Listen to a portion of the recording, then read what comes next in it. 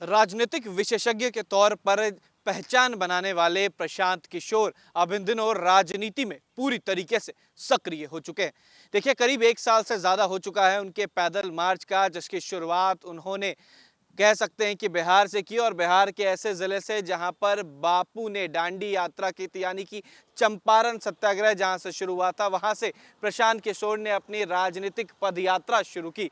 हालांकि देखिए, 2 अक्टूबर को जिस दिन गांधी जयंती है, उस दिन प्रशांत किशोर अपनी राजनीति की कह सकते हैं कि अहम भूमिका निभाने वाले हैं और अपनी पार्टी की शुरुआत करने वाले हैं। 2 अक्टूबर को बिहार से प्रशांत किशोर अपनी पार्टी की शुरुआत करेंगे और इससे पहले पार्टी की मजबूती के लिए तमाम जिलों में प्रशांत किशोर घूम चुके हैं। अब ऐसे में कई पुराने आईएएस अधिकारी, आईपीएस अधिकारी और पूर्व डीजीपी रैंक के जो लोग हैं, उनको अपनी पार्टी में ला रहे हैं प्रशांत किशोर और बिहार को बदलने की बात कर रहे हैं।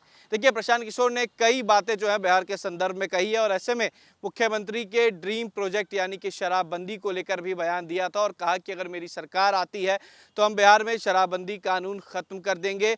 वहीं महिलाओं के उत्थान के लिए और बिहार में रोजगार की बात जो है वो प्रशांत किशोर कर रहे हैं। लेकिन पूरी तरीके से राजनीतिज्ञ होने के बावजूद अब प्रशांत किशोर बिहार की राजनीति में एक बार फिर से कह सकते हैं कि बड़ी भूमिका निभाते हुए नजर आएंगे, क्योंकि अगले साल बिहार में विधानसभा चुनाव है और उससे पहले पार्टी बनाकर चुनाव लड़ने का ऐलान प्रशांत किशोर ने कर दिया है। 2 अक्टूबर यानी कि महज 10 दिन से ज़्यादा नहीं बचे हैं जब प्रशांत किशोर की पार्टी की लॉन्चिंग होगी और उसके बाद चुनाव में प्रशांत किशोर उतर जाएंगे।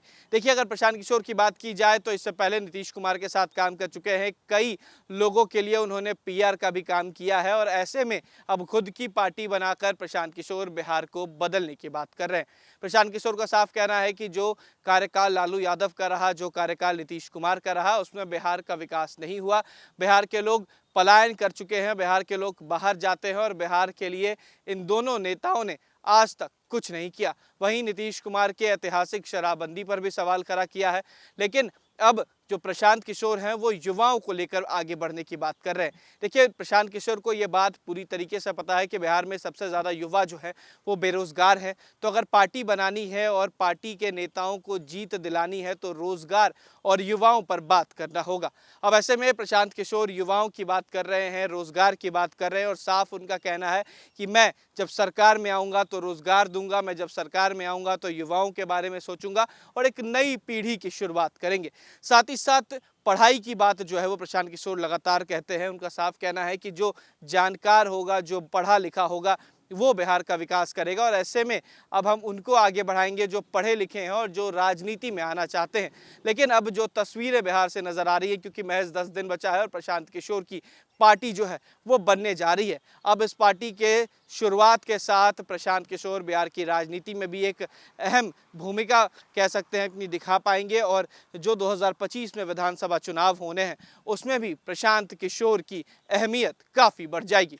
वीडियो जर्नलिस्ट सत्येंद्र कुमार के साथ Utkarsh, News Nation, Patna. News Nation अब व्हाट्सएप पर खबरों की ताज़ा अपडेट के लिए न्यूज़ नेशन के इस क्यूआर कोड को स्कैन करें